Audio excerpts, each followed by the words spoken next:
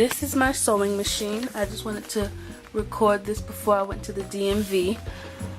It's a Tailor Professional. My mom bought this for me at a garage sale.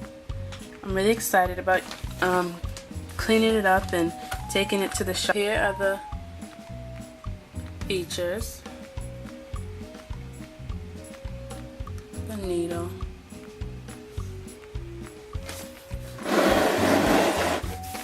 It's the top.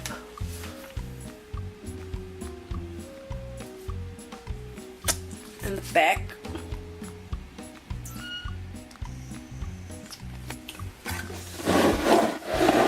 Here's the back.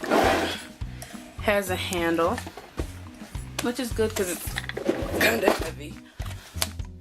And then this part right here comes out like, you know, like almost every sewing machine.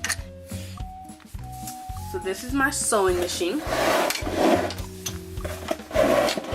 I'm really excited. And that's it. Thanks for watching. Bye.